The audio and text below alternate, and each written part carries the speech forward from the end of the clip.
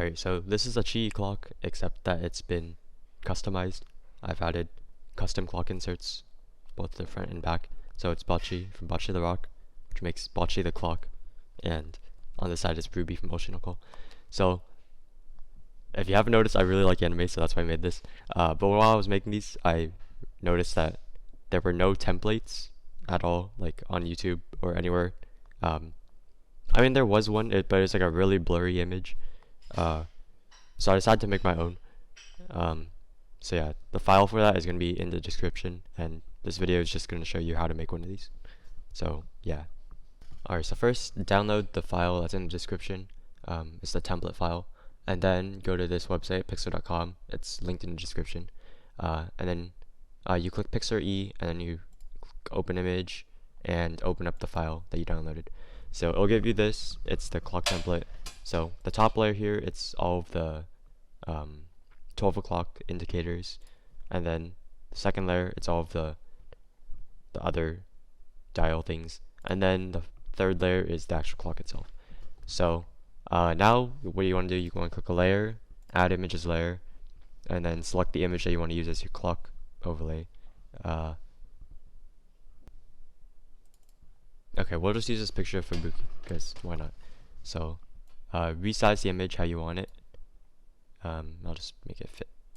Alright, so now bring this image to the bottom, move the clock layer over it, and now you make sure you're on the clock layer, and then you can hold shift and using the wand tool, select all of the empty space in the clock, so all of the holes and stuff, and then you go back to your image layer and you click backspace or delete, and once you bring this up, then you can see it's cut out the image. So now you can delete the bottom layer, and then now all there is to do is just to change the color of the actual dials themselves, or you can change it entirely. You can make different shapes and stuff, but to change the color, you go to here, it's the color replace tool. Make that brush size bigger and softness 0. Let's see. So you change it to whatever color you want. I'll just choose like just dark blue. And then you put the cursor over the indicator. Make sure you're on the right layer, by the way. And then you just color over it, and it recolors it. Same thing for the other dials. You can change the color. We'll do like a lighter blue.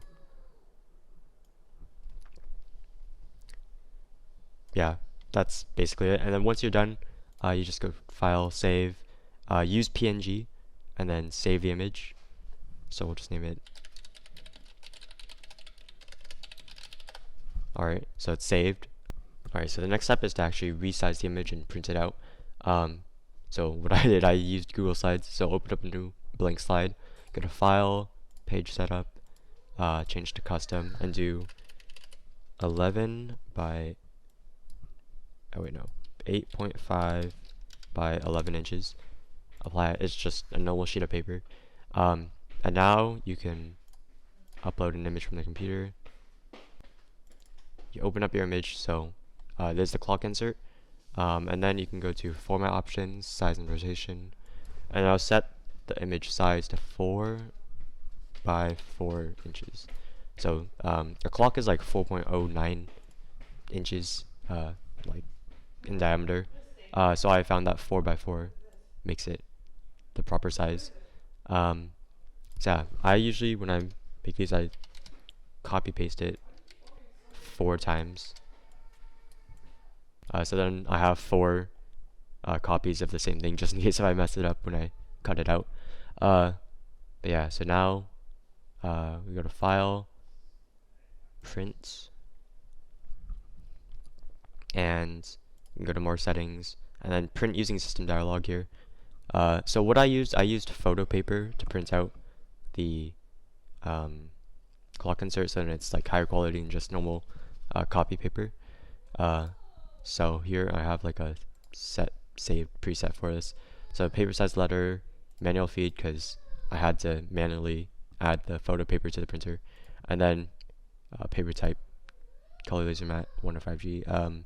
All this you can just change and just experiment to see what actually gives you a good result. Alright, so at this point in the recording, there's some sounds happening in the background, and I just didn't want to have that in the video, so I cut it out. But yeah, for the printing stuff, just print out whatever.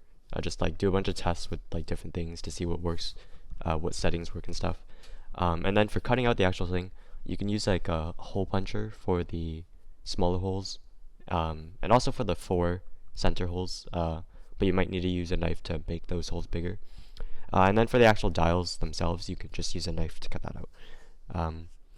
And also one more thing for the top part of the clock, or like just all the edges, like the rounded parts, you might need to cut that down a bit more, because there's like, well, yeah, you might just need to cut it out more than the template shows, because I suck. But yeah, that's basically it.